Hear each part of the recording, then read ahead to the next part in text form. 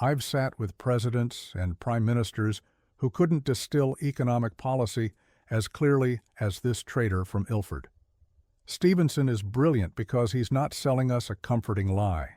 He's the ultimate insider who walked out the front door with the blueprints of the entire system. That's exactly what makes him so damn powerful. The system handed him the keys to the kingdom, and instead of cashing out to some private island, he's using that insider knowledge to expose the whole game. He's like a bank robber who pulled off the heist, then set up a YouTube channel explaining exactly how the vault security failed. When he talked about sitting in that Citibank tower watching assets get hoovered up while governments were going broke, that's the entire game right there. Did you catch when he said he made money betting on the collapse of society with no way to influence that? That's the confession of a man who saw the train wreck coming from the conductor's cabin. What fascinates me is his assessment of inequality as the historical norm. The middle class is a historical abnormality and an international abnormality. That's something both progressives and conservatives often miss. The post-war middle class wasn't the natural state of capitalism, but a specific historical moment, an engineered exception. And now the establishment wants to pretend he doesn't exist. For the last 5 years, I've been speaking publicly, and governments won't speak to me for free. But they'll pay him millions to keep playing their game. That's the whole system in one sentence. And let's talk about how he just obliterated this whole American dream mythology. Success is like 85–90% who your dad is now. That's not some leftist professor saying it. That's a dude who climbed to the top of the financial ladder. And he still says the game is rigged. The part that hit me hardest was his mathematical certainty. This isn't ideological for him, it's arithmetic. Once the wealthy start accumulating assets, the compounding becomes relentless. When he said, "We've effectively separated the economists who are incentivized to really understand what's happening from the economists who are allowed to speak publicly," that cuts to the bone of our entire policy apparatus. Right. When the man said, "I've been at LSE, I did economics at Oxford, and I've been in financial markets," and still concluded the system is fundamentally broken. That's not some rabble-rouser. That's the valedictorian of capitalism saying the test was rigged. Arthur, did you catch how he broke down the COVID bailouts?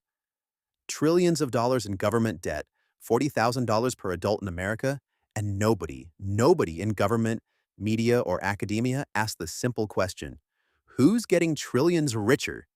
They don't want us asking that question. What I find fascinating is how clearly he sees the post-World War II middle class as an aberration, not the norm. Most of human history featured extreme inequality. We've been living through a brief anomaly, and without intervention, nature is taking its course. Though I do wonder if his perspective is too European for American audiences. Our social mobility mythology runs deep. But that's exactly why we need voices like his. Americans are sold this fantasy that anyone can make it, while quietly rigging the game against them. Stevenson's just here with his calculator saying, actually, the math doesn't work. And that's why his trading strategy was so deadly effective. He wasn't making some wild bet. He was simply recognizing the system reverting to its natural state. When he said, "I could probably walk into any one of these skyscrapers and get paid millions," that's the ultimate indictment. The market rewards people who understand this truth, then pays them to shut up about it. What troubles me is his stark assessment for young people. Success is 85–90% who your dad is now. That's a brutal pill to swallow for a nation founded on the promise of meritocracy.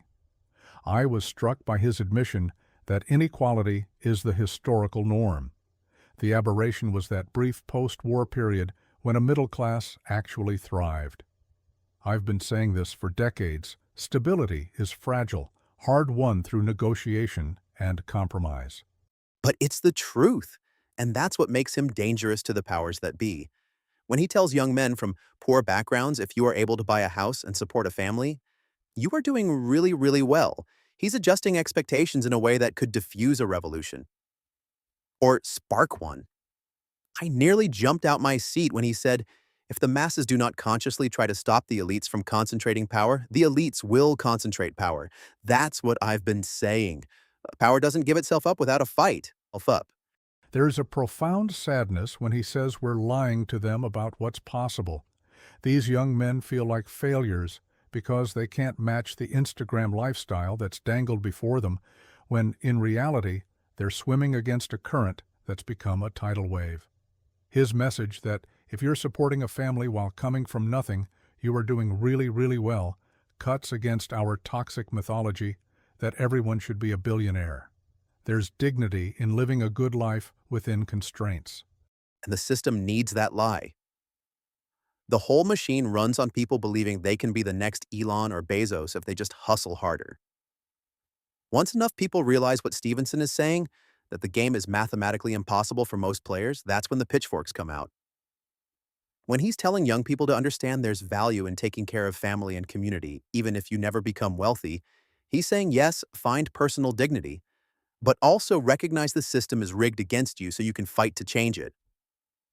It's both personal responsibility and collective action. I've watched how economic disruption fuels political instability across 5 administrations. But when Stevenson talks about trade tariffs as potentially the most important business story of the 21st century, he's seeing beyond policy to system collapse. His perspective on China was particularly illuminating. China does not allow billionaires to own $2 billion of Chinese assets and not pay tax because they live in Monaco. The West has created a system where wealth is borderless, but taxation is locked to physical location. That's the revolution hiding in plain sight. When he says Western governments tax on domicile regardless of where the assets are located, that makes tax voluntary for rich people. He's exposing the fundamental flaw in our sovereignty. Money flows freely while people are contained. That's the whole game, and that's why his breakdown of Trump's tariffs was so devastating. The primary people who are going to be hurt in America are the poorest people. He sees right through this theater. They're bringing in consumption taxes that hurt the poor while cutting taxes for the wealthy. Despite his radical diagnosis, I was struck by his relative moderation on solutions. He's not calling for guillotines, just a correction to a system that's mathematically spiraling toward collapse. I think what makes Stevenson so powerful is that he's speaking from inside knowledge. He's not theorizing about markets. He made millions trading on these inequalities. When he predicts collapse into widespread, desperate poverty across the Western world, that's a trader's calculation, not an activist's hyperbole. Because he's seen the spreadsheets from the inside. When he talks about how inequality is a natural force, inequality begets more inequality, he's not making a moral argument. He's describing system dynamics. The man made millions by understanding exactly how the math works. And that's why they don't want him on CNBC. The man literally said, "Governments won't speak to me for free while banks would pay him millions to shut up. They'll pay to silence the truth but won't pay to hear it." That tells you everything about this system. In the end, the question becomes whether our institutions still have the capacity for the kind of intervention needed. As he put it, power tends to accumulate over time. If the masses do not consciously try to stop the elites from concentrating power, the elites will concentrate power. I've seen enough cycles to know he's probably right about where this leads. The rivers of capital are indeed reversing, as Galloway pointed out. The question is whether we can address it without the historical methods, war and revolution.